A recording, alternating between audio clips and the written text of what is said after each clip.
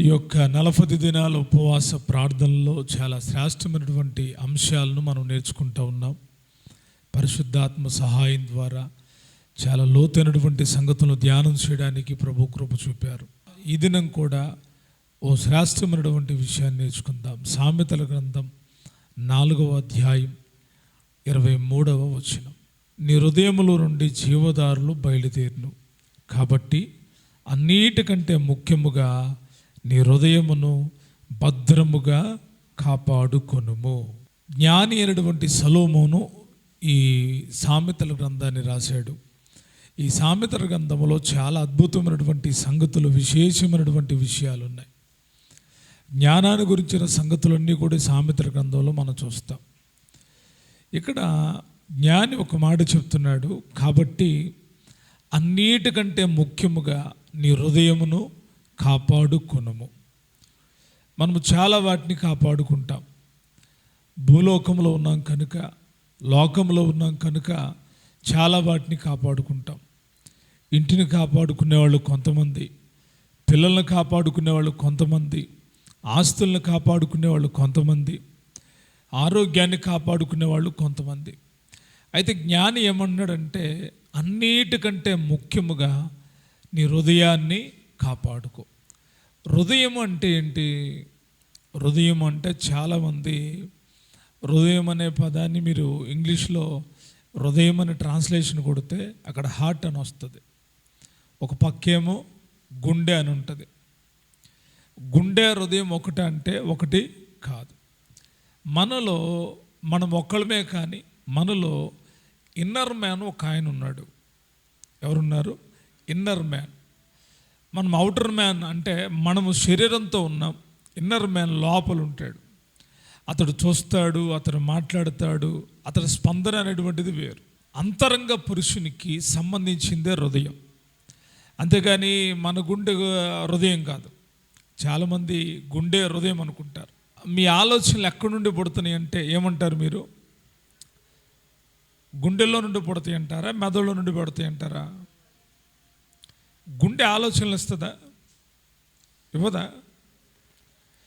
మరి ఏమిస్తుంది? గుండె రక్తాన్ని సరఫరా చేస్తుంది.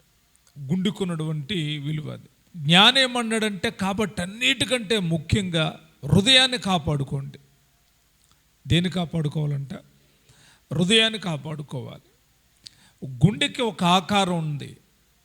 గుండెకి ఒక ఆకారం ఉంది. దానికి ఒక నరాల సిస్టమ్ అనేటువంటిది ఉంది. మరి హృదయం ఎలాగుంది? హృదయం ఏదైనా ఆకారం కలిగి ఉందా అంటే హృదయానికి ఆకారము లేదు.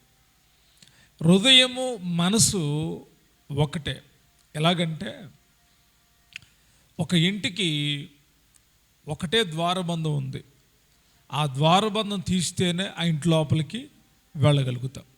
అలాగే మన హృదయానికి మనసు అనేటువంటిది ఒక ద్వారబంధం, ఒక తలుపు లాంటిది. ఈ మనసు సరిగ్గా ఉంటేనే హృదయం లోపలికి అన్నీ వెళతాయి. ఈ హృదయం అనేది శరీరంతో కూడుకున్నది కాదు, ఇది ఆత్మ సంబంధమైంది. ఇది ఎటువంటిది అంటే ఆలోచన, వివేచనను పుట్టించేటువంటిది. దేవుని వాక్యం ఏం చెప్తుందా అంటే హృదయం నిండిన కొలది నోరు మాట్లాడును. హృదయం నిండిన కొలది నోరు మాట్లాడును అంటే మన హృదయములో ఏదైతే ఉంటుందో అదే మనం మాట్లాడతాం. అయితే మన హృదయంలో ఏముంటుంది అంటే మన హృదయంలో చాలా చాలా ఉంటున్నాయి. మరి జ్ఞాని అయిన సొలొమోను అన్నాడు ఈ హృదయాన్ని కాపాడుకోండి అంటున్నాడు. హృదయాన్ని ఏం చేయాలంట? కాపాడుకోవాలి. ఎందుకు కాపాడుకోవాలి? మనము ఎప్పుడైనా ఒకళ్ళ ఇంటి దగ్గరికి వెళ్ళి వాళ్ళ ఇంటి దగ్గర బాగా ఇంత మొద్దులు ఉన్నాయి, నరికేసిన మొద్దులు వరుసని పేర్చిపెట్టారు.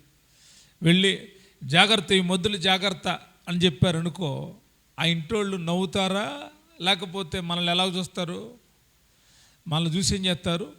నవ్వుతారు. ఎందుకనంటే ఆ మొద్దులు అంత విలువైన ఏమీ కాదు. విలువైనది అంత ఎక్కడ ఉంటుందంటే ఇంటి లోపల ఉంటుంది. ఇంటి బయట ఎవరు పడేయరు. పడేస్తారా? ఎవరు పడేయరు. మీ దగ్గర ఒక 10 తులాల బంగారం ఉందనుకోండి, దాన్ని ఎక్కడ దాచిపెడతారు?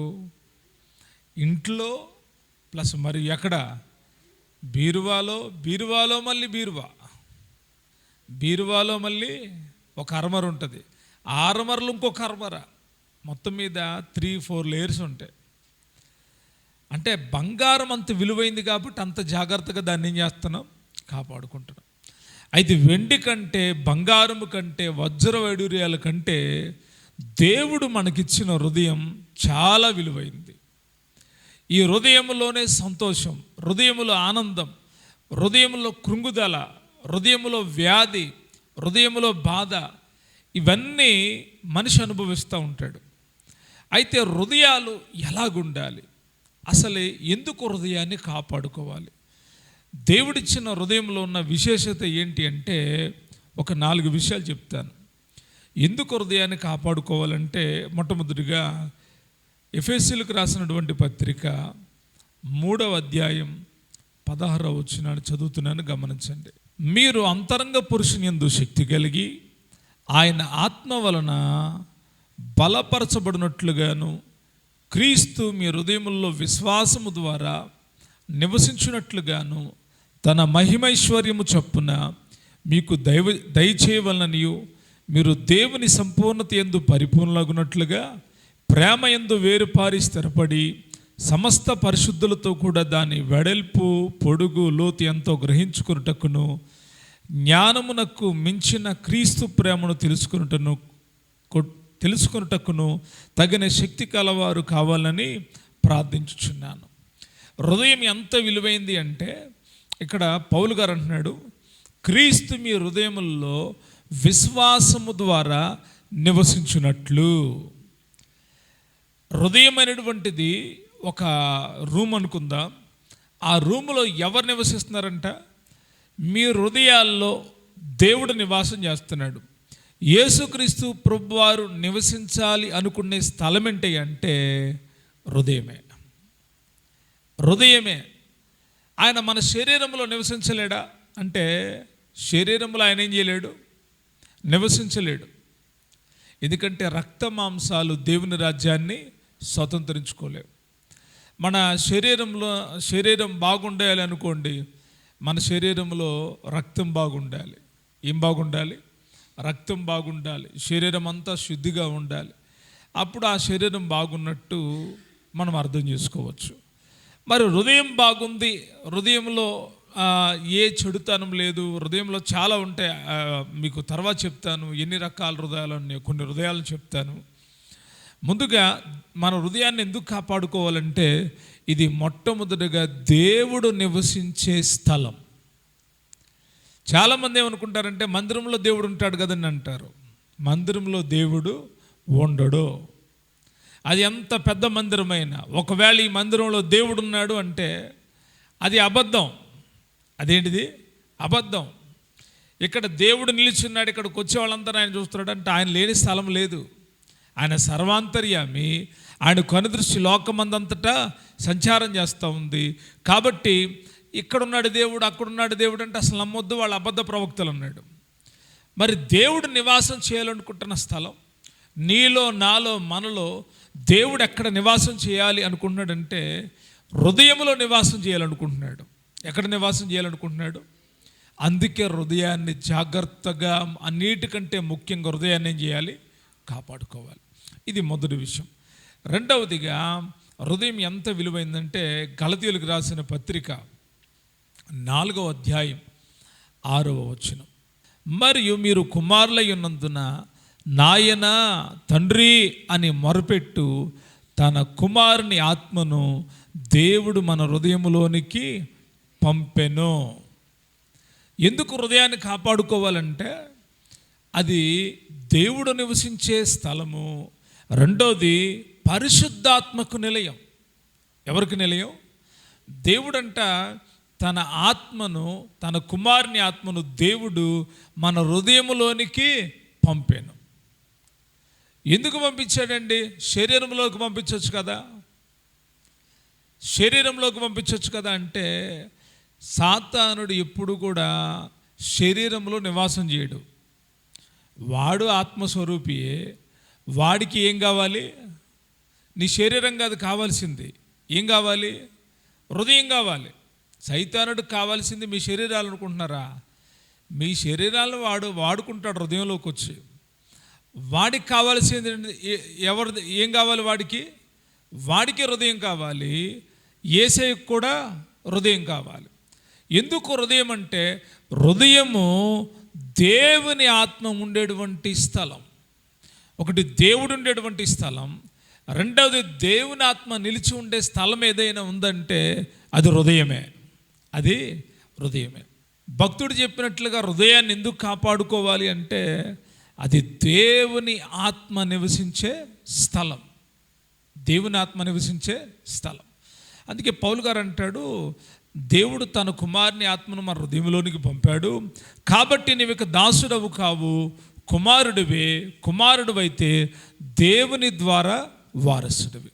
ఎవరి హృదయంలోనైతే దేవుని ఆత్మ నివాసం చేయడం మొదలు పెడుతుందో, ఎవరి హృదయంలోనైతే పరిశుద్ధాత్ముడు నివసిస్తాడో వారు దాసులుగా ఉండరు, వారు ఎలాగుంటారంట? కుమారులుగా ఉంటారు. ఎందుకు కుమారులు అయ్యారంటే, వీరి హృదయాల్లో దేవుని యొక్క ఆత్మ నివాసం చేస్తూ ఉంది. ఇది రెండవ విషయం. మూడవది, మరలా మనం మొట్టమొదటి చదివినటువంటి వాక్య భాగాన్ని మరొకసారి చదువుదాం. సామెతల గ్రంథం 4వ అధ్యాయం 23వ వచనం చదువుతున్నాడు, గమనించండి. నీ హృదయములో నుండి జీవదారులు బయలుదేరును. ఎవరి హృదయంలో నుండి? ఎవరైతే యేసు ప్రభువారిని చేర్చుకుంటారో, ఎవరైతే పరిశుద్ధాత్మని తమ హృదయంలో ఉండనిస్తారో వారి హృదయాల్లో నుండంట ఏం బయలుదేరుతాయి? జీవజల నదులు, జీవదారులు బయలుదేరుతాయి అంట. కాబట్టి ఈ జీవదారులు బయలుదేరుతాయి. హృదయాన్ని జాగ్రత్తగా కాపాడుకోవాలి. జీవదారులు అనేవి ఎక్కడి నుండో రావవి, కొండల నుండి వచ్చే దారులు కావవి, లేకపోతే తేనె తొట్టి నుండి వచ్చే దారులు కావవి, సెలయేరులాగా వచ్చే దారులు కావవి. అవి ఎక్కడి నుండి వస్తాయి అంట? జీవదారులు అనేటువంటివి హృదయములో నుండి జీవదారులు వస్తాయంట. కాబట్టి హృదయాన్ని జాగ్రత్తగా కాపాడుకోవాలి.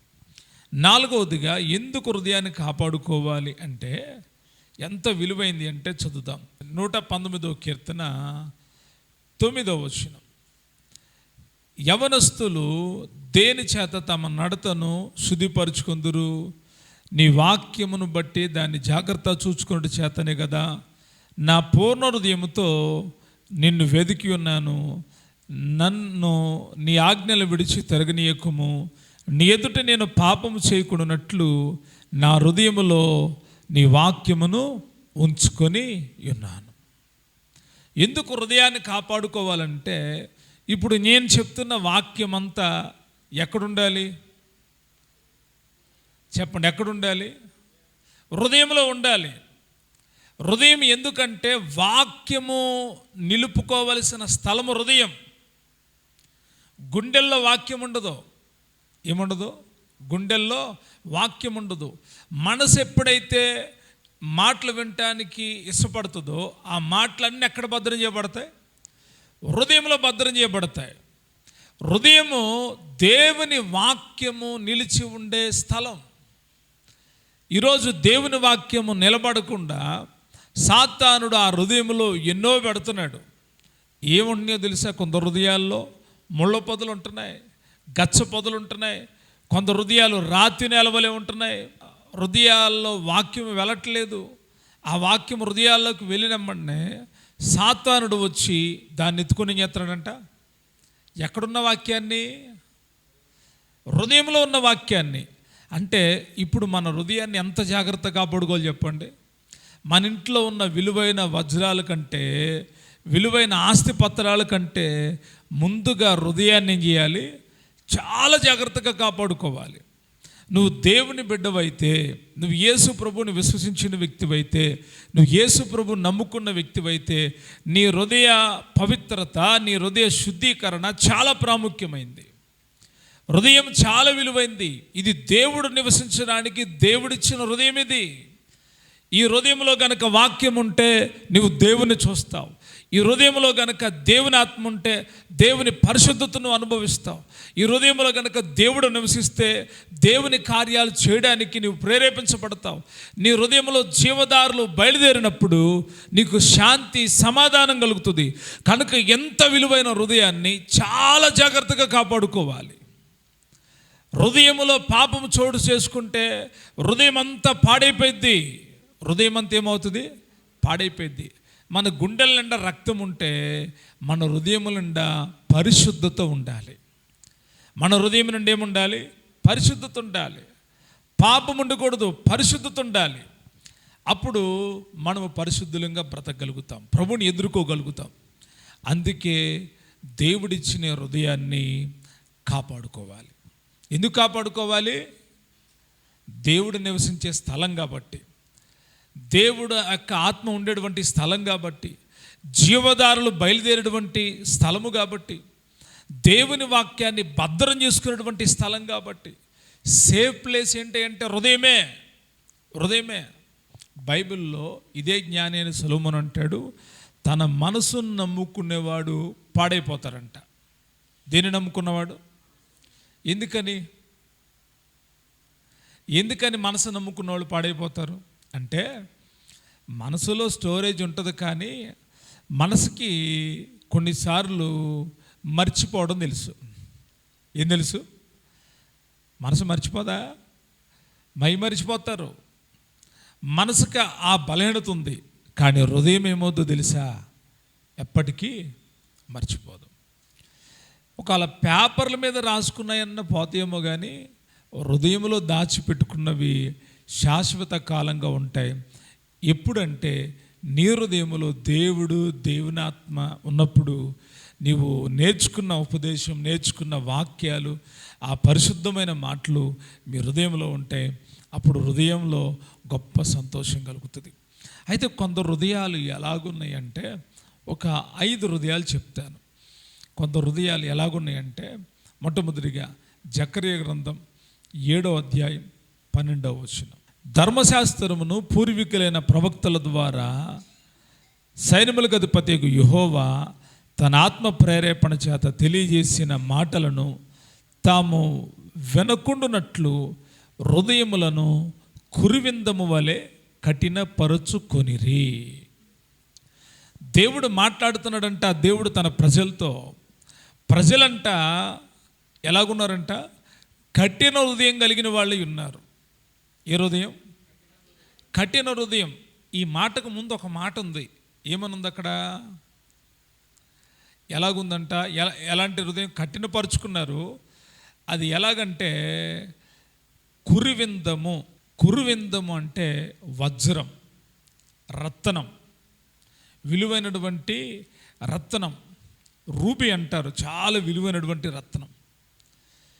అంత కఠినం ఏంటి అంటే, ఇప్పుడు స్పాంజిని తీసుకున్నారనుకోండి, ఎలాగ ఒత్తితే ఏమవుతుంది? పిండి ఉంటుంది కదా, పిండిని కూడా కలిపినప్పుడేమో ఎలాగుంటుంది?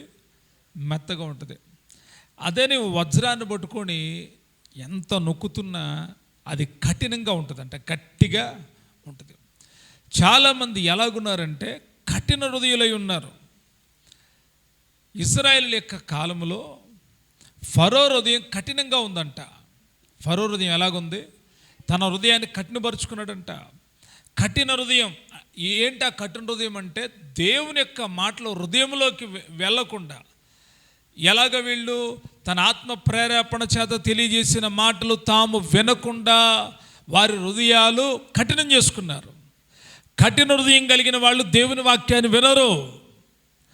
హృదయం కఠినమైపోయింది అనుకోండి, దేవుని వాక్యం ఏం చేయరు? వినరు. కొందరు దేవుని మందిరానికి వస్తారు, దేవుని సన్నిధిలో ఉంటారు, కానీ వారి హృదయాలు ఎలాగున్నాయంటే కఠిన హృదయాలు. ఏంటండి కఠిన హృదయాలు అంటే? వారు వాక్యాన్ని ఏం చేయట్లా? వినడల్లా. దేవుడి ఆత్మ వారితో మాట్లాడుతున్నప్పుడు వారు గ్రహించట్లా. వారు ఏమాత్రం ఏం చేయట్లా? గ్రహించట్లా. ఎందుకు అంటే కురివిందము వలె వారి హృదయములను ఏం చేశారు? కఠినపరుచుకున్నారు. యేసు ప్రభు వారితో ఉన్న 70 మంది శిష్యులు హృదయాలు కఠినమైపోయినాయి. ప్రభా, ఇలాగా నీవు రక్షణ గురించి ఇలాగ మాట్లాడితే ఎవడు రక్షింపబడతాడు? అని చెప్పి వారు ఆయన్ని విడిచిపెట్టి వెళ్ళిపోయారు. చాలా సందర్భాలు చాలామంది హృదయాలు కఠినమైపోతాయి, ఇక అవి మారవు. కఠినం అంటే ఏంటిది? ఇక మారవు. ఇది ఒక టైప్ ఆఫ్ హార్ట్ అన్నమాట, హృదయం. మరొక హృదయం చెప్తాను. ఇర్మియా గ్రంథం 17వ అధ్యాయం 9వ వచనం. హృదయము అన్నిటికంటే మోసకరమైనది, అది ఘోరమైన వ్యాధి గలది, దాన్ని గ్రహింపగలవాడు ఎవడు? హృదయం అంట అన్నిటికంటే మోసకరమైనది. ఇదేంటంటే హృదయం ఎలా మోసకరమైంది ఇది అంటే, చాలాసార్లు హృదయంలో సాతానుడు ప్రవేశించి మనుషుల్ని మోసంలో పడేస్తాడు. ఎక్కడ పడేస్తాడు? మోసంలో పడేస్తాడు. వాళ్ళు మోసపోతారు. ఎందుకు అంటే అది ఘోరమైన వ్యాధి గలది, మోసకరమైందంట హృదయం. చాలామందికి భయం ఉండదు. ఏముండదు? భయం ఉండదు. హృదయంలో భయము భక్తి ఉన్నవాడు ఎవరిని మోసం చేయడు. ఎవరిని ఏం చేయడు? మోసం చేయడు. ఈ మోసకరమైన హృదయం ఉన్న వాళ్ళు ఎలాగుంటారంటే మోసం చేస్తారు. ఏం చేస్తారు? మోసం చేస్తారు. ఒక కొడుకంట తల్లిదండ్రుల్ని అన్నాడంట, డాడీ మమ్మీ మీరు చాలా వృద్ధాప్యంలోకి వచ్చారు, ఇంకా ఆస్తిపత్రాలన్నీ మీ పేరునుంటే తర్వాత ఏదైనా జరిగితే ఎవరు బాధ్యులు? నేను మళ్ళీ ఆఫీసుల చుట్టూ నేను తిరగాలి, మీరు బతుకున్నప్పుడే ఆస్తులన్నిటికీ సంతకం పెట్టేయండి, నేను మిమ్మల్ని చూసుకుంటా అన్నాడంట. కొడుకు కదా. తల్లిదండ్రులు ఏం చేశారు? నమ్మి ఆస్తి అంతా ఒక్కడై ఉన్న కొడుకు పేరు పెట్టారు. ఒక వారం రోజులు మంచిగా చూసుకున్నాడు. ఆ తర్వాత ఒక వారం తర్వాత, మమ్మీ డాడీ మీరు ఇక్కడ ఉంటే నాకు కుదరట్లేదు, నా పిల్లలకి వెసులుబాటు ఉండట్లేదు, నా భార్య అంత ఇష్టపడట్లేదు, మీరు ఇప్పుడు ఎక్కడికి వెళ్ళాలి? వృద్ధాశ్రమానికి వెళ్ళండి. ఇప్పుడు ఈ కొడుకు తల్లిదండ్రులను మోసగిచ్చాడా లేదా? చాలామంది హృదయాల్లో మోసం ఉంది. మోసముతో సంపాదించిన ఆస్తులు నిలబడవు, మోసముతో సంపాదించిన సంపాదన నిలబడదు, ఇతరుల్ని మోసగించి సంపాదించింది ఏది కూడా నిలబడదు. చాలామంది హృదయాల్లో మోసం ఉంటుంది. ఈ హృదయం పేరేంటంటే మోసకరమైన హృదయం. అది ఘోరమైన వ్యాధి అంట. మోసం చేయడం అనేది ఘోరమైన వ్యాధి. కొంతమంది మారరు, ఇంకా మోసం చేస్తూనే ఉంటారు. సరే, లోకంలో ఉన్న వాళ్ళు అలాగ చేస్తున్నారంటే దేవుని పిల్లలు కూడా మోసం చేయడానికి ఏ మాత్రం వెనుదీయట్లా, మోసం చేయట్లో ముందు ఉంటున్నారు. ఎందుకంటే వీళ్ళ హృదయాలు ఏ హృదయాలు చెప్పండి? ఏ హృదయాలు? మోసకరమైన హృదయాలు. తరువాత మనం చదివితే మూడవదిగా యేస్కేలు గ్రంథం 11వ అధ్యాయం 19వ వచనం. వారు నా కట్టడలను నా విధులను అనుసరించి గైకొన్నట్లు నేను వారి శరీరంలో నుండి రాతి గుండెను తీసివేసి వారి మాంసపు గుండె ఇచ్చి వారికి ఏక మనసు కలుగు చేసి వారి యందు నూతన ఆత్మ పుట్టింతును. ఇక్కడ ఒక హృదయం కనబడుతుంది. ఏ హృదయం? రాతి హృదయం. ఏ హృదయం అంటే గుండె అనుందా కాబట్టి హృదయం కాదనకండి, అది హృదయమే. రాతి హృదయం అంట. ఏ హృదయం? రాతి హృదయం అంటే రాతి నేల అనుకుందాం. రాతి నేల మీద ఏ మొక్కనైనా నాటారు అనుకో, అది పెరుగుతుందా? ఎందుకు పెరగదు?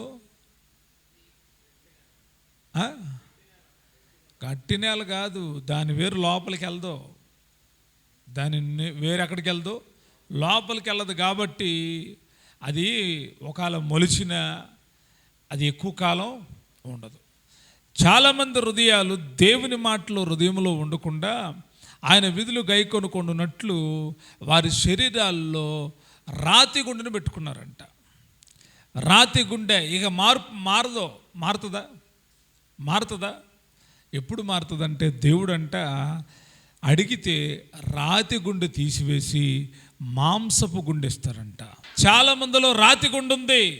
ఎంత వాక్యం చెప్పినా మారరు. ఎన్ని వాక్యాలు చెప్పండిగాక, ఎన్ని రిఫరెన్స్లు చెప్పండిగాక మార్పు చెందరు. పాపం చేయకుండా ఉండలేరు. వాక్యాన్ని వింటానే ఉంటారు, పాపం చేస్తూనే ఉంటారు. వాక్యాన్ని వింటానే ఉంటారు, తప్పుడు నడతలు నడుస్తూనే ఉంటారు. వాక్యాన్ని వింటానే ఉంటారు, ఇష్టానుసారంగా బ్రతుకుతారు. వీళ్ళు ఎవళ్ళై అంటే మారనటువంటి వాళ్ళు, రాతి స్వభావం కలిగినటువంటి వాళ్ళు, రాతి స్వభావం కలిగినటువంటి వాళ్ళు. వీళ్ళు కనుక పశ్చాత్తాపపడి వాక్యం విన్నప్పుడు పశ్చాత్తాపపడి ప్రభువా రాతి గుండెను తీసివేయి అంటే ఆయన వాగ్దానం ఉంది. ఆయన రాతి గుండెను తీసివేసి మెత్తని గుండె ఇస్తారంట. మెత్తటి గుండె, అర్థం చేసుకునేటువంటి గుండె, దేవుని కొరకు ఆతృత కలిగి ఉండేటువంటి హృదయాన్ని దేవుడు ఇస్తారంట. ఇది మూడవ విషయం. యెహెజ్కేలు గ్రంథం 36వ అధ్యాయం 26వ వచనం. నూతన హృదయము మీకు ఇచ్చేదను. ఎందుకంటే 25వ వచనం, మీ అపవిత్రత యావత్తు పోవునట్లు నేను మీ మీద శుద్ధ జలము చల్లుదును. మీ విగ్రహముల వలన మీకు కలిగిన అపవిత్రంతయు తీసివేసేదను. నూతన హృదయము మీకు ఇచ్చేదను, నూతన స్వభావమును కలుగు చేసేదను. రాతి గుండె మీలో నుండి తీసివేసి మాంసపు గుండె మీకు ఇచ్చేదను. ఏ గుండె ఇస్తారంట? నూతన హృదయం. ఏ హృదయం? దేవుణ్ణి అడిగితే మీ విగ్రహార్పితం వల్ల అపవిత్రమైపోయిన మీ హృదయం, మీ అపవిత్రత యావత్తు తొలగిపోయినట్లుగా మీ మీద శుద్ధ జలం చల్లుతాను. మీకు ఏ హృదయం ఇస్తాను? నూతన హృదయం. ఎవరు ఇవ్వగలుగుతారు నూతన హృదయాన్ని? దేవుడే. 5వదిగా హోషేయ గ్రంథం 10వ అధ్యాయం 2వ వచనంలో ఓ చక్కటి మాట ఉన్నది, చదువుదాం. వారి మనసు కపటమైనది గనుక వారు త్వరలోనే తమ అపరాధమునకై శిక్షనందుదురు. యెహోవా వారి బలిపీఠములను తుత్తునీలుగా చేయును, వారు ప్రతిష్ఠించిన దేవతా స్తంభములను పాడు చేయును. ఈ వాక్య భాగములో విభజించబడిన హృదయం. ఏ హృదయం? అక్కడుందా ఆ మాట? అసలు అక్కడ హృదయం అనే మాట ఉందా? గుండె అనే మాట ఉందా? లేదు. కానీ ఒక మాట ఉంది. ఏమనుంది? వారి మనసు కపటమైనది. ఎటువంటిదంట? కపటమైనది. ఇది ఇంగ్లీష్ బైబిల్లో చదివితే దేర్ హార్ట్ ఈజ్ డివైడెడ్ అని ఉంది. వేరు చేయబడిందంట హృదయం, విభాగింపబడిన హృదయం రెండైపోయింది. ఎందుకు రెండైపోయింది అంటే వారు శిక్షణ అందుతారు, వారి మనసు చెడిపోయింది, వారు విగ్రహారాధన, దేవతా స్తంభాలని తమ హృదయాల్లో నింపుకున్నారు, విగ్రహారాధన కలిగి ఉన్నారు, అటు మళ్ళా దేవునితో నడుతున్నారు. విభాగింపబడిన హృదయం అంటే ఒక పక్కేమో దేవుడు, ఒక పక్కేమో సైతాను. ఒక పక్క దేవుడు, ఒక పక్క పితృపారంపర్యమైన ఆచారాలు, ఒక పక్క దేవుడు, మరొక పక్క ఆచారాలు, ఒక పక్క దేవుడు, మరొక పక్క అపవిత్రత. ఇలాగ నడిచే హృదయాలు కూడా ఉన్నాయి. లేవంటారా? ఉన్నాయి. ఒక ఆయన అంటాడు, ఏమండి యేసుప్రభు వారిని నమ్ముకోవచ్చు కదా అంటే, ఉన్నాడండి, మా ఇంట్లో ఉన్నాడు. మీ ఇంట్లో ఉన్నాడా? ఎక్కడున్నాడని అడిగా. రండి చూపిస్తాను అని అన్నాడు. తీసుకెళ్ళి అక్కడ వేరే వాళ్ళ ఫోటోలు ఉన్నాయి, వాళ్ళ ఫోటోలు మధ్యలో ఉన్నాడు యేసుప్రభు వారు. ఉన్నాడు కదండి అని అన్నాడు. ఇప్పుడు ఇతని హృదయం ఎటువంటి హృదయం చెప్పండి? ఏ హృదయం ఇది? విభాగింపబడిన హృదయం.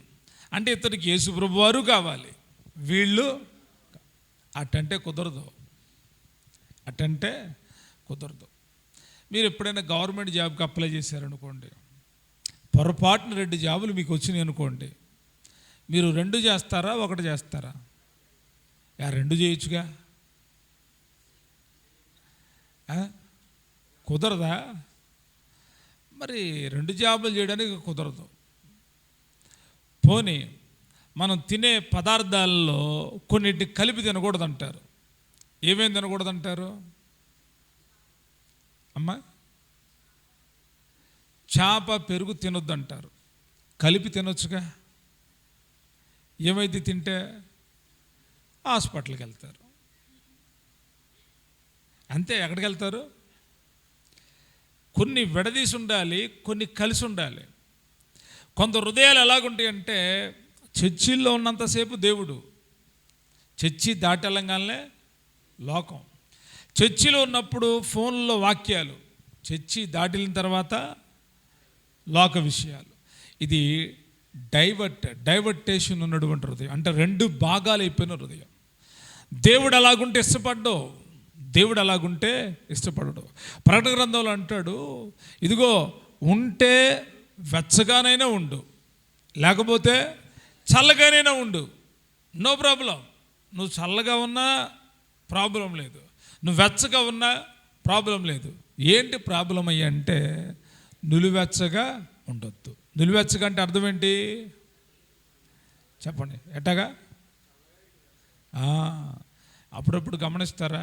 కాళ్ళన్నీ వేడిగా ఉంటే చేతులు చల్లగా ఉంటాయి. కొన్నిసార్లు చేతులు వేడిగా ఉంటే కాళ్ళేమో, అప్పుడు ఎన్ని భాగాలు అయిపోయాం? రెండు భాగాలు మనలోనే ఉన్నాయా? ఉన్నాయి. మనం స్నానం చేయాలనుకోండి, బాగా వేడి నీళ్ళు చేస్తారా, గోరువెచ్చని నీళ్ళు చేస్తారా? బాగా వేడి నీళ్ళు చేస్తారా? ఎవ్వరు చేయరు, తొడబులు ఊడిపోతాయి.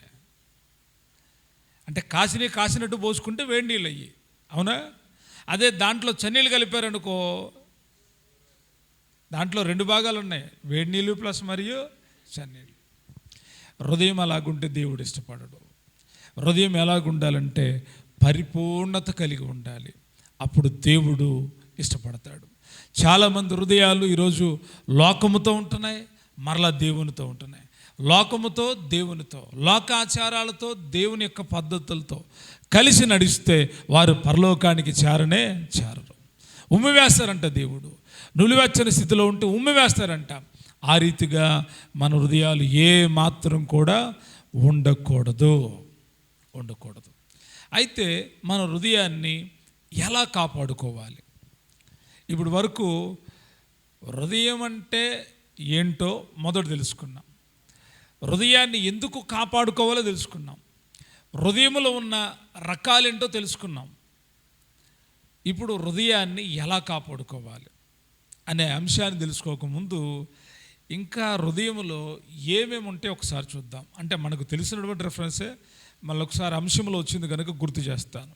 మార్కు సువార్త 7వ అధ్యాయం 21వ వచనం. మార్కు సువార్త 7వ అధ్యాయం 21వ వచనం. మనుషుని లోపల నుండి బయలువెలున్నది మనుషుణ్ణి అపవిత్రపరచును. లోపల నుండి అనగా మనుష్యుల హృదయముల్లో నుండి దురాలోచనలను, జారత్వములను, దొంగతనములను, నరహత్యలను, వ్యభిచారములను, లోభములను, చెడుతనములను, కృత్రిమమును, కామవికారమును, మత్సరమును, దేవదోషణయు, అహంభావమును, అవివేకమును వచ్చును. ఈ చెడ్డవన్నీ లోపల నుండే బయలు వెళ్ళి మనుషుణ్ణి అపవిత్రపరచునని యేసయ్య చెప్పాడు. ఎన్నున్నాయి హృదయం లోపల? ఇంతకు మునుపు మనం కఠిన హృదయం అని, మోసకరం హృదయం అని, రాతి హృదయం అని, తర్వాత మాంసపు హృదయం అని, విభజించబడిన హృదయం అని చదివాం. అసలు హృదయంలో ఎంత చెత్త పేరుకుంటుందంటే మామూలుగా కాదు, చాలా చెత్త ఉంది. ఏమేమి ఉంటాయంట? దురాలోచనలు, జారత్వములు, దొంగతనములు, నరహత్యలు, వ్యభిచారములు, లోభములు, చెడుతనములు. ఇక్కడ వరకు ఫ్లోరల్లో ఉంటుంది. దొంగతనాలు, చెడుతనాలు, కృత్రిమమును, కామవికారమును, మత్సరమును, దేవదోషని, అహంభావమును, అవివేకమును వచ్చును. సగమేమో డబుల్, కొన్నేమో సింగిలే, కానీ హృదయాన్ని ఏం చేస్తాయి? అయ్యి పాడు చేస్తాయి. ఇవి హృదయంలో నుండే వస్తాయి అంట. అయితే ఈ పని చేయకుండా ఉండాలి అంటే నీ హృదయంలో దేవుని వాక్యం ఉండాలి. ఇప్పుడు ఈ హృదయంలో ఉన్న వీటన్నిటిని బయటకు తరిమి నీ హృదయాన్ని కాపాడుకోవాలి. ఇవి బయటికి వెళ్ళిపోతే నో ప్రాబ్లం. ఇవి లోపల ఉంటే ఎప్పుడైనా అవి ఏమవుతాయి? పని చేస్తూ ఉంటాయి. అవి ఏం చేస్తూ ఉంటాయి? పని చేస్తూ ఉంటాయి. అయితే వాటన్నిటి మీద దేవుడే విజయం ఇచ్చేవాడు. ఇప్పుడు మనం హృదయాన్ని ఎలా కాపాడుకోవాలో తెలుసుకుందాం. మొట్టమొదటిగా యేస్కేలు గ్రంథం 18వ అధ్యాయం 31వ వచనం. మీరు జరిగించిన అక్రమ క్రియలన్నిటినీ విడిచి నూతన హృదయము నూతన బుద్ధియు తెచ్చుకొనుడి. హృదయాన్ని ఎలా కాపాడుకోవాలి, హృదయాన్ని ఎలా పరిశుద్ధపరచుకోవాలి, ఎలా శుద్ధి చేసుకోవాలి, ఎలా కాపాడుకోవాలి అంటే ప్రవక్త చెప్తున్నాడు, మీరు జరిగించిన అక్రమ క్రియలన్నిటినీ విడిచిపెట్టాలి. ఏం చేయాలి? సొలొమోను గారు అంటాడు, అతిక్రమములు దాచిపెట్టువాడు వర్ధిల్లడు, వాటిని ఒప్పుకొని విడిచిపెట్టేవాడు కనికరాన్ని పొందుతాడు. ఇక్కడ అంటున్నాడు, మీరు జరిగించిన అక్రమ క్రియలన్నిటిని ఏం చేయాలంట అంటే అర్థం ఏంటి? క్రమము లేకుండా చేసినటువంటి కార్యాలన్నీ ఏం చేయాలి? విడిచిపెట్టాలి. చాలామంది విడిచిపెట్టరు. చాలామంది తాము చేసిన అక్రమ కార్యాలను విడిచిపెట్టకుండా అలాగనే కొనసాగుతూ ఉంటారు. వీరికి దేవుడి శిక్ష కలుగుతుంది. వీరు కనుక మార్పు చెందితే హృదయము కాపాడబడుతుంది. హృదయాన్ని ఎలా కాపాడుకోవాలంటే అక్రమమైన విషయాలు ఏవి కూడా మన హృదయంలో ఏమవ్వకూడదు, స్టోర్ అవ్వకూడదు. వాటిని ఏం చేయాలి? విడిచిపెట్టేయాలి. అప్పుడు హృదయం కాపాడబడుతుంది. ఇది మొదటి విషయం. రెండవదిగా చదువుదాం. యెహోషువ గ్రంథం 24వ అధ్యాయం 23వ వచనం. అప్పుడు యెహోషువ, మీరు యెహోవానే సేవించదుమని ఆయన కోరుకున్నందున మిమ్మల్ని గూర్చి మీరే సాక్షులై ఉన్నారనగా వారు, మేము సాక్షులమే అన్నది. అందుకతడు, అలాగైతే మీ మధ్యనున్న అన్య దేవతలను తొలగద్రోసి ఇశ్రాయేలు దేవుడైన యెహోవా తట్టు మీ హృదయమును తిప్పుకొనుడని చెప్పాను. అందుకు జనులు, మన దేవుడైన యెహోవానే సేవించదము, ఆయన మాటవే ఇందువని యెహోషువతో చెప్పిరి. రెండవదిగా హృదయాన్ని ఎలా కాపాడుకోవాలి అంటే అక్రమములు విడిచిపెట్టిన హృదయం ఎలాగుండాలంటే దేవుని తట్టు తిరగాలి. ఎవరి తట్టు తిరగాలి? చెప్పాలి. ఎవరి తట్టు తిరగాలి? దేవుని తట్టు హృదయం తిరగాలి. మనుషుల తట్టు కాదు, విగ్రహాల తట్టు కాదు, ఆచారాల తట్టు కాదు, మతముల తట్టు కాదు. మీరు ఒకవేళ మీ హృదయాల్లో దేవుని వాక్యం ఉంచుకొని, దేవుని ఉంచుకొని మీరు మీ హృదయాన్ని కాపాడుకోవాలి అంటే మీరు దేవుని తట్టు తిరగాలి. ఒకచోట దేవుడు అంటాడు, మీరు నా తట్టు తిరిగితే నేను మీ తట్టు తిరుగుతాను. మీరు ఎవరి తట్టు తిరగాలి? మీరు దేవుని తట్టు తిరిగితే దేవుడు అంట మీ హృదయాల తట్టు తిరుగుతాడు. ఇది రెండవ విషయం.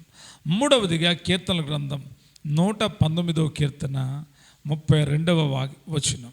నా హృదయమును నీవు విశాలపరచినప్పుడు నేను నీ ఆజ్ఞల మార్గమున పరిగెత్తెదను. ఏం చేస్తారంట భక్తుడు? నా హృదయాన్ని విశాలపరిచినప్పుడు నేను ఆజ్ఞల మార్గములో పరిగెత్తెదను. మీ హృదయాన్ని ఎలా కాపాడుకోవాలి అంటే హృదయం నిండా దేవుని యొక్క వాక్యాన్ని నింపుకోవాలి. ఏం నింపుకోవాలి? హృదయం నుండి ఏం నింపాలి? వాక్యాన్ని నింపుకోవాలి. వాక్యాన్ని మీరు నింపుకుంటే మీ హృదయము కాపాడబడుతుంది. వాక్యము చాలా విలువైంది.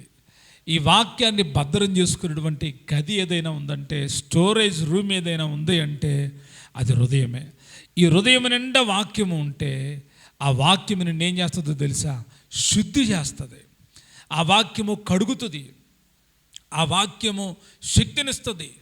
ఎలాగా అంటే ఒక మాట చదువుదాం. హెబ్రీయులకు రాసినటువంటి పత్రిక 4వ అధ్యాయం 12వ వచనం. ఎందుకనగా దేవుని వాక్యము సజీవమై బలము గలదై రెండంచులు గల ఎటువంటి ఖడ్గము కంటేను వాడిగా ఉండి ప్రాణాత్మలను కీళ్లను మూలుగను విభజించినంత మట్టుకు దూరుచు హృదయం యొక్క తలంపులను ఆలోచనలను శోధించుచున్నది. కనుక ఈ వాక్యం ఎక్కడుండాలి? మన హృదయంలో ఉంటే ఆ హృదయంలో నుండి దైవికమైన ఆలోచనలు వస్తాయి. ఆ హృదయంలో ఉంటే దైవికమైనటువంటి క్రమాన్ని మీరు గుర్తెరుగుతారు. హృదయంలో దేవుని వాక్యం ఉంటే మీ ప్రాణాత్మ శరీరాలు దేవుని ఎదుట నిందారహితముగా ఉంటాయి. కనుక గమనించాలి, మన హృదయాల పరిశీలన మనకు ప్రాముఖ్యమైంది. ఈరోజు నా హృదయం ఎలాగుంది? ఈరోజు నీ హృదయం ఎలాగుంది? హృదయంలో దేవుడున్నాడా? హృదయంలో దేవుని యొక్క ఆత్మ ఉందా? హృదయంలో జీవదారులు బయలుదేరుతున్నాయా? హృదయంలో దేవుని యొక్క వాక్యం నివాసం ఉందా? ఎంతసేపు వాక్యం వింటున్నావో, చాలాసార్లు వాక్యం వింటున్నావు, చాలా మాటలు వాక్యం వింటున్నావు. వాక్యం అంతా నీ హృదయంలో ఉంటుందా, లేకపోతే కొంత మాత్రమే నీ హృదయంలో ఉంటుందా? దేవుని వాక్యము సజీవమైందే, బలము కలిగింది. అది ఆ ఖడ్గము నీ హృదయంలో ఉంటే నీ హృదయంలో వచ్చే అసూయను అది ఎదిరిస్తుంది. నీ హృదయంలో వచ్చే మత్సరాన్ని ఎదిరిస్తుంది. నీ హృదయంలో వచ్చే దురాలోచనలను ఈ వాక్యం ఏం చేస్తుంది? ఎదిరించి నిన్ను కాపాడుతుంది. చాలామంది హృదయాలు పాడైపోయిన ఈరోజు హృదయాల్లో పరిశుద్ధత లేదు. ఒకవేళ నీ హృదయంలో పరిశుద్ధత ఉంటే దేవుని వాక్యం చెప్తా ఉంది, హృదయ శుద్ధి గలవారు ధన్యులు, వారు దేవుణ్ణి చూస్తారు. ఏంటంటే దేవుడు నాకు కనపడతలేదంటే నీ హృదయం శుద్ధిగా లేదు. నీ హృదయం శుద్ధిగా ఉంటే దేవుని యొక్క మహిమ మీకు కనబడుతుంది, దేవుని యొక్క ప్రత్యక్షత మీకు కనబడుతుంది. కొన్నిసార్లు కొంతమంది ఎలాగుంటారంటే హృదయంలో కొన్ని మాటలు ఉంటాయి, పెదాల మీద ఇంకొక మాటలు ఉంటాయి. ఎక్కడ? పెదాల మీద ఏమో వేరొక మాట ఉంటుంది, హృదయంలోనేమో ఇంకొక మాట. హృదయం నుండేమో అసూయ, హృదయం నుండేమో కక్ష, హృదయం నుండేమో విమతములు, హృదయం నుండేమో చెడుతనాలు, హృదయం నుండేమో కృత్రిమములు, హృదయం నుండేమో కామ వికారములు, పెదవులు గుండేమో ప్రేమ గల్ల మాటలు, పెదవులు గుండానేమో స్వచ్ఛ నీతి కలిగిన మాటలు. హృదయంలో నీతి లేకపోయినా పెదాల్లో నీతి బలకటం. ఇది దురాత్మ పట్టిన వాళ్ళతో సమానం. దెయ్యపు కార్యాలు ఇవి నులివెచ్చని జీవితం. ఇటువంటి జీవితం ఉన్న వాళ్ళు ప్రభు యొక్క రాజ్యానికి చేరలేరు. మీరు ప్రభు రాజ్యానికి చేరాలంటే హృదయ శుద్ధి మీకు ఉండాలి. మీ హృదయాన్ని కాపాడుకోవాలి, అక్రమ క్రియలను విడిచిపెట్టాలి, దేవుని తట్టు తిరగాలి. హృదయం నిండా వాక్యాన్ని నింపితే వాక్యము మిమ్మల్ని సరిచేస్తుంది. వాక్యం మిమ్మల్ని ఏం చేస్తుంది? సరిచేస్తుంది. చాలామంది పాటలు వినడానికి ఇష్టపడతారు, వాక్యం అనంగాల్నే నిద్రపోతారు, వాక్యం అనంగాల్నే అనాలోచితంగా ఉంటారు, వాక్యం అనంగాల్నే సాతానుడు విననివ్వడు. ఏం చేయనివ్వడు? విననివ్వడు. ఎందుకో తెలుసా? విలువైంది నీ హృదయంలోకి వెళ్తే నువ్వు బాగుపడతావు. నువ్వేమవుతావు? బాగుపడతావు. కనుక విలువైనటువంటి హృదయాన్ని ఏం చేయాలి? కాపాడుకోవాలి. ఏం చేయాలి? కాపాడుకోవాలి. ఒక చిన్న స్టోరీ మీకు చెప్తాను. ఒక రాజుగారు ఒక సైన్యాధిపతికి చెప్పాడంట, ఇదిగో సైన్యాధిపతి, మన పట్టణం చుట్టూతో పెద్ద కోటలు కట్టించా, ఎవడు లోపలికి రాడు, ఎవడు లోపలికి రాలేడు. కాబట్టి శత్రువులు రారనుకో. మాకు శత్రువులు ఎలాగొస్తారంటే చిన్న సందులో నుండే లోపలికి వస్తారు, జాగ్రత్త అని చెప్పాడంట. సరేనండి అన్నాడు. ఆ పట్టణం అంతటికి ఒకటే గుమ్మం. ఆ గుమ్మం దగ్గర ఈ సైన్యాధిపతి నిలిచి ఉంటాడు. ఎవరైనా పట్టణంలో నుండి బయటికి వెళ్ళిన, ఏదన్నా పని మీద బయటికి వెళ్ళినా వచ్చేటప్పుడు ఈ సైన్యాధిపతికి కనబడి లోపలికి వెళ్ళాలి. అటే పక్క నుండి చెప్పాలి, సైన్యాధిపతి చెప్పాలి, ఇదిగో నేను పలానా దగ్గర నుండి వచ్చాను, పలానా వ్యక్తిని అని చెప్తే అప్పుడు గేటు తెరుస్తాడు. అప్పుడు ఆ వ్యక్తులు లోపలికి వెళ్ళాలి. ఇది జరుగుతూ ఉంటుంది. అయితే ఒకరోజు ఒక వ్యక్తి వచ్చాడంట. బాబో గేటు తీయండి అన్నాడంట. ఎవరు మీరు అని అంటే, నా దగ్గర వజ్రాలు ఉన్నాయి, నేను వజ్రాలు అమ్ముకునేవాడిని అన్నాడంట. ఏమమ్ముకునేవాడిని? సరే సరే లోపల రా అన్నాడంట. వాడు వెళ్ళేటప్పుడు ఏం చేశాడు తెలుసా? ఒక వజ్రాన్ని ఆ సైన్యాధిపతికి ఇచ్చాడంట. వీడు లోపలికి వెళ్ళి, త్వరగా నువ్వు త్వరగా అమ్ముకొని ఏం చెయ్యి, తిరిగిరా అంటే, వాడు వచ్చినవాడు ఈ ఊరు వాడు కాదు, వాడు శత్రువు. వాడెవడు? శత్రువు. వాడు ఊరంతా తిరిగి ఎక్కడెక్కడ బలహీనతలు ఉన్నాయో, ఎక్కడెక్కడ దారులు ఉన్నాయో, ఒకవేళ ఎటైనా దారి పెడితే ఎలాగెళ్ళొచ్చో, ఎవరింట్లో నుంచి కన్నం వేసి వెళ్ళొచ్చో మొత్తం ఆలోచించుకొని తిరిగి సాయంత్రానికి వచ్చాడు, వెళ్ళిపోయాడు. మరుసటి రోజు మరొకడు వచ్చాడంట. ఏమంటే నాకు తలుపు తిండి మీ ఊరికి వస్తున్నానంట. ఎవడరా నువ్వు? మా ఊరికి వస్తున్నావు, మా పట్టణానికి వస్తున్నావు అంటే, నేను నాట్యకారునండి, నేను నాట్యం చేస్తే అందరూ చప్పట్లు కొడతారని చెప్పాడంట. ఓహో, వినోదం, పాటలు పాడతావా? సరే సరే లోపలికి రా అని పిలిచాడంట ఈ సైన్యాధిపతి. తొందరగా వెళ్ళి నీ పని చూసుకొని రా అన్నాడంట. వీడు వెళ్ళాడు, వీడు శత్రువే. ఇలాగా ఒక నలుగురు, ఇద్దరేమో పురుషులు, ఇద్దరేమో స్త్రీలు. స్త్రీలేమో తమ అందచందాలు చూపించి లోపలికి వెళ్ళారు, రాజ్య సమాచారం అంతా తీసుకొని వచ్చారు. ఇప్పుడు రాజ్యము చెరపట్టబడింది. రాజ్యం ఏం చేయబడింది?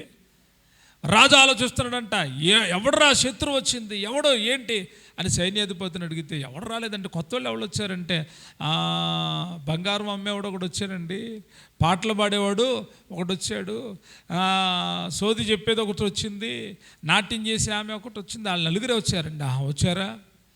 ఇప్పుడు వాళ్ళ నలుగురు మూరాన ఈ పట్టణం ఏం చేయబడింది? పట్టబడింది. మన హృదయం కూడా అంతే. మన హృదయం చాలా విశాలమైంది. మన హృదయం చుట్టూతో దేవుడు కంచేసి ఉంచుతాడు.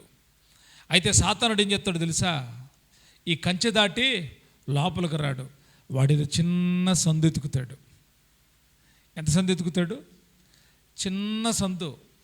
వాడికి పెద్ద సందు నేను ధైర్యంగా ఉన్నా అన్న వేలో చూడ్డాడు. నువ్వంటావు నా చుట్టూతో దేవుని వాక్యం ఉంది, కంచెలో ఉన్నా నేను అంటావు. కానీ నీ దగ్గర ఉన్న ఒక చిన్న బలహీనతను ఎతుకుతాడు. ఏమెతుకుతాడు? చిన్న బలహీనత ఎదుగుతాడు ఆ లోపల రావడానికి.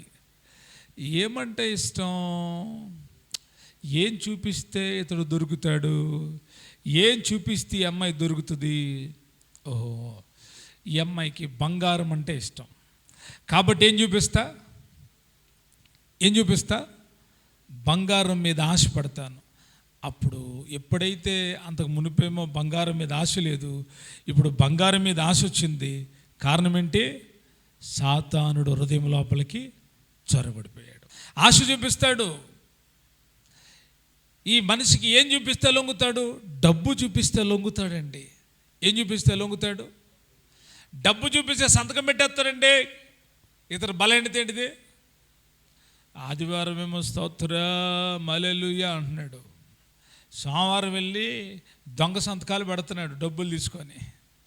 ఇప్పుడు హృదయంలో దేవుడు ఉంటాడా? ఉండడు. మన హృదయాన్ని జాగ్రత్తగా కాపాడుకోవాలి. సాతానుడు ఎప్పుడు కూడా మన హృదయాన్ని ఆక్రమించాలని చూస్తాడు, మన హృదయంలోకి ప్రవేశించాలని చూస్తాడు. రక్షణ పొందిన తర్వాత నీ హృదయంలో అన్నీ బయటికి వెళ్ళిపోతాయి. అన్నీ ఏమవుతాయి? వెళ్ళిపోతే ఉంటాయా? అన్నీ బయటికి వెళ్ళిపోతాయి. అయితే నువ్వేం చేస్తావు తెలుసా? రక్షణ పొందిన కొత్తలో చాలా బాగుంటారు. ఎంత పవర్ఫుల్గా ఉంటారంటే, ప్రార్థన అంటే పరిగెత్తుకుంటూ వస్తారు. ఎంత విశ్వాసమో, ఎంత త్యాగమో. అప్పుడు కానుకలు ఇవ్వడం కానీ, అప్పుడు ప్రేమ కానీ, అప్పుడు భక్తి కానీ చాలా వండర్ఫుల్గా ఉంటుంది. రాను ఏమైపోయిందంటే, అప్పుడు బుధవారము, శనివారము, ఆదివారము, తర్వాత సమాజ గుడికలు, వీధి కూటాలు, స్వార్థ గుడికలు ఏ ఉన్నా తెగింపు కలిగి పనిచేస్తారు. రానేమైపోయిందంటే ముందల బుధవారం మానేస్తారు. ఇప్పుడు బుధవారం మానేస్తారు, తర్వాత శనివారం మానేస్తారు. మధ్యలో ఇక ఏ కూటాలని పెట్టండి, రారు. ఇక ఫైనల్ ఏంటి అంటే, అందరికీ తెలిసిన రోజు కదా, ఏడిది? ఆదివారం. ఆ రోజు వస్తారండి, ఆ రోజు వస్తారు. మరి దేవుడు వీళ్ళ హృదయాల్లో ఉంటాడంటారా? ఉండడు, అసలు నివాసం చేయడు. ఇవన్నీ కపటమైన హృదయాలు, విభాగించబడిన హృదయాలు. దేవుడు నీలో ఉంటే, దేవుని ఆత్మ నీలో ఉంటే, వాక్యము నీలో ఉంటే నీవు ఆయన సన్నిధిని విడిచిపెట్టవు, ఆయన సన్నిధిని మరిచిపోవు. కాబట్టి దేవుడిచ్చి నీ విలువైన హృదయాన్ని కాపాడుకోవాలి. సాతానుడు బయట నుండి ఎంటర్ అవుతాడు, నిద్రమొత్తు కలిగిస్తాడు, తిండిపోతుతనాన్ని కలిగిస్తాడు, నీరసాన్ని కలిగిస్తాడు, బలహీనత కలిగిస్తాడు. ఏం వెళ్తావులే అని చెప్తాడు. వాడు కూడా కొన్ని దర్శనాలు ఇస్తాడు. వాడు కూడా ఏం చేస్తాడు? దేవుడు కొన్ని దర్శనాలు ఇస్తాడు, సైతానుడు కూడా ఏమిస్తాడు? ఆడిచ్చే దర్శనాలకి భక్తి అంతా పోయిద్ది, దరిద్రం పట్టుకుంటుంది, సొంత భక్తి మొదలైద్ది. అర్థమవుతుందా? దేవుడు సంఘాన్ని ఎందుకు పెట్టాడో దేవుడేమో ఒక దర్శనం ఇస్తాడు. సాతానుడు ఏం చెప్తాడో తెలుసా? ఆడు ఇంకొక దర్శనం ఇస్తాడు సంఘం గురించి. నువ్వే సంఘం, ఇంటికాడున్న నో ప్రాబ్లం, బైబిల్ చదువుకో, ప్రార్థన చేసుకో, అక్కడికి వెళ్తే ఏముందే, ఏమి లేదు, ఆ పాస్టర్ గారు చెప్పిందే చెప్తాడు, తిడతా ఉంటాడు, పైగా గట్టిగా మాట్లాడతాడు. అక్కడికి వెళ్ళడం కంటే ఏం చేయడం మంచిది? బైబిల్ చదువుకొని ప్రార్థన చేసుకొని పడుకోవడం మంచిది. ఇది సైతాన్ గారు ఇచ్చే దర్శనం. దేవుడి దర్శనం అలాగుండదు. నువ్వు బలహీనతలో ఉన్న దేవుని దర్శనం ఏం చెప్తుందో తెలుసా? నువ్వు నా సన్నిధికి రా, నీకు ఆరోగ్యాన్ని ఇస్తాను. రా నా సన్నిధికి రా, నేను నీతో మాట్లాడాలనుకుంటున్నా, నీ హృదయాన్ని ఆనందంతో నింపాలనుకుంటున్నా, నీ హృదయంలో నీ తలంపులకు కావలిగా ఉండాలనుకుంటున్నా, నీ హృదయాన్ని నూతనంగా చేయాలనుకుంటున్నా. అప్పుడప్పుడు కొన్ని వచ్చేస్తూ ఉంటాయి. మరలా దేవుని శక్తితో వాటిని ఏం చేయాలి? పారుదురాలి. ఒకప్పుడేమో యేసు రక్తంతో అన్నీ బయటికి వెళ్ళిపోయినాయి. అన్నీ ఏమైపోయినాయి? భక్తి బాగుంది. మళ్ళా తర్వాత ఏం చేస్తున్నాం?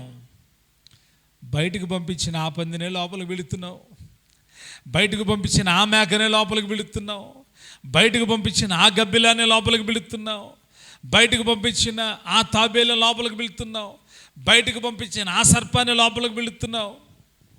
ఏంటంటే ఇవన్నీ జంతువులు చెబుతున్నారంటారా? ఇవన్నీ వాటి స్వభావం, మనిషి స్వభావాలు అనమాట. యేసుప్రభుని నమ్మిన తర్వాత అసూయ బయటికి వెళ్ళిపోయింది. మళ్ళీ ఏం చేస్తున్నావు? కొద్ది రోజులు ఆగిన తర్వాత హృదయంలోకి మళ్ళీ వెళుతున్నావు. అప్పుడు హృదయం బాగుంటుందా? పాడైపోతుంది. అంతకుముందు చెడు తలంపులు లేవు, ఇప్పుడేమవుతున్నాయి? చెడు తలంపులు చేసినాయి. ఎందుకు అంటే నీ హృదయం లోపలేం లేదు, వాక్యము లేదు. వాక్యం నీ దగ్గరుంటే, ఒకవేళ సాతాను ఏదన్నా వచ్చి ఏ దురాలోచన పెడితే ఏం చెప్తుందో తెలుసా? సాతానా పో, యేసు నామములో నేను ప్రభు బిడ్డని, ప్రభు కోసం బ్రతుకుతా, నన్ను బలహీనపరచమాకు వెళ్ళు అని ధైర్యంగా ఉంటావు. ఎప్పుడంటే హృదయం నిండా వాక్యం ఉన్నప్పుడు. హృదయం నిండా వాక్యం ఉంటే హృదయం నిండిన కొలది నోరు మాట్లాడును. ఏమవుతుంది? హృదయం నిండకూడదు, నోరేమవుతుంది? మాట్లాడుతుంది. ఒకవేళ దేవుడు ఆపే, నీ ప్రార్థన ఆపే అని కూడా ఆపవు నువ్వు. ఎందుకని? నీ హృదయంలో భారం ఉంది కనుక నువ్వు ప్రార్థిస్తానే ఉంటావు. కాబట్టి ఈ రాత్రి ప్రభు పేట తెలియజేస్తూ ఉన్నాను, మీ హృదయాలు ఎలాగున్నాయి? ప్రభుకి ఇష్టకరంగా ఉన్నాయా? ప్రభు మెచ్చుకునే రీతిగా ఉన్నాయా? ప్రభు ఆత్మ కలిగిన హృదయాలైనా, ప్రభు వాక్యము మీ హృదయాల్లో ఉందా? పరీక్ష చేసుకొని పరిశుద్ధపరుచుకొని ప్రభు రాకడకు సిద్ధపడండి.